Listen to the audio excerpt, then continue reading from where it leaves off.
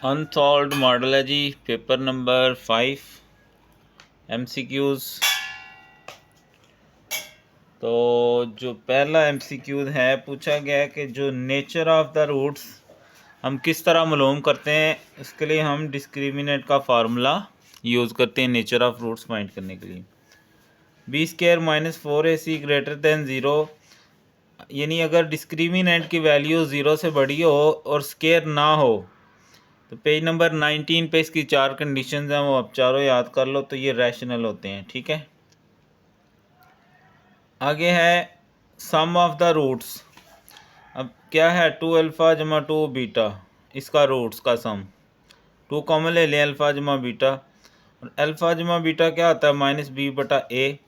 b कहते हैं x की वैल्यू को, b कहते हैं x की वैल्यू को, वो q है, और a कहते हैं x² की वैल्यू को, वो p है। तो -2q/p, ये सी वाला ऑप्शन है। ठीक है,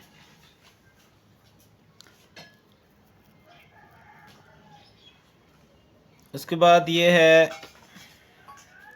a/b का मतलब होता है a/b और x/y।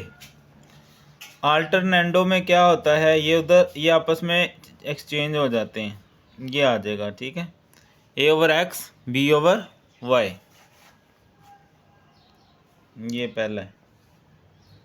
उसके बाद ये हमें फ्रैक्शन दिया गया है बच्चों, अगर ऊपर वाली पावर जो है ना वो बड़ी हो, नीचे वाली पावर बड़ी हो, जैसे नीचे ये 2 है ना, तो ये x² बनेगा और ऊपर x है, तो इसको हम कहते हैं प्रॉपर फ्रैक्शन।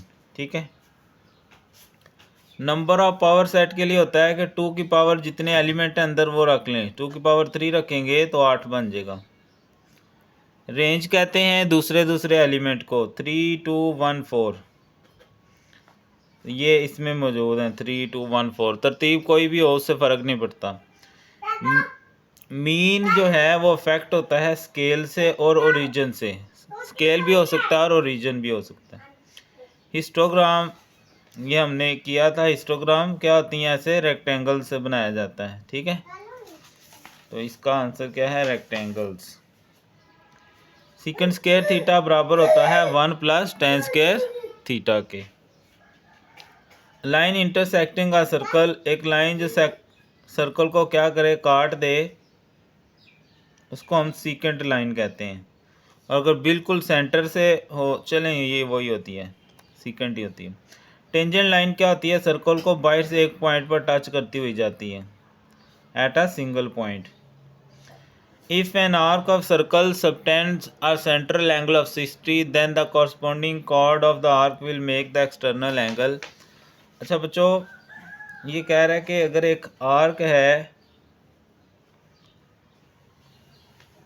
ऐसे समझ लें आर्क है, ये कह लो, और वो सेंट्रल एंगल बना लिया 60 का। ठीक है, ऐसे वो 60 का एंगल बना रही है, तो बच्चों ये रेडियस ऑफ सर्कल है और ये भी रेडियस ऑफ सर्कल है। अब ये 60 है, अब अगर आप गौर करो ना, तो ये जो एंगल है और ये एंगल सेम होगा, क्योंकि दोनों रेडियस ऑफ सर्कल हैं, और टोटल एंगल जो होता है वो 180 होता है। इसका मतलब है ये भी 60 होगा और ये भी, क्योंकि टोटल 180 बनाना है ना। अगर ये 60 है और ये दोनों भी बराबर हैं आपस में, तो फिर इसका मतलब है 60 होंगे तो 180 टोटल पूरा होगा। तो इस तरह ये एंगल भी क्या होगा, 60 का होगा। उसके बाद है एक सर्कल है जो कि असल में एक ट्राइंगल से पास हो रहा है, ऐसे उसके कोनों से। ठीक है, और ये आमतौर पर जो इधर टच हो रहा होता है वो हमेशा 90 होता है, तो सी इधर होगा, ये ए ले लें, ये बी ले लें। अच्छा, अब जो बी सी है वो 4 है और ए सी जो है वो 3 है, तो रेडियस ऑफ सर्कल कहा गया है कि निकालें। तो ये अगर हम गौर करें तो ये हाइपोटेन्यूज बन रहा है, हाइपोटेन्यूज हम निकाल लेंगे।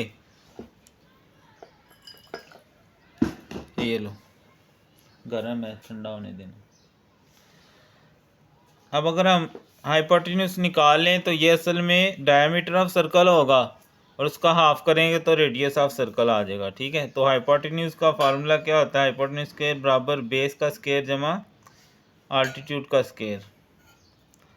16 जमा 9 25, दोनों तरफ जदर लेंगे तो 5 आ जाएगा। अब ये आ गया असल में हमारे पास डायामीटर, हमें तो रेडियस चाहिए, इसको हाफ कर लेंगे तो ये 2.5 आ चुका। ठीक है, तो ये हल करने की ज़रूरत नहीं, अपने दिमाग में रखें, अगर ये आ गया तो इस तरह करना है। External angle of a regular hexagon π/3 होता है, ये हम कर चुके हुए हैं इसका पूरा चैप्टर। ठीक है, तो ये थे जी अनसॉल्व पेपर नंबर 5 के MCQs।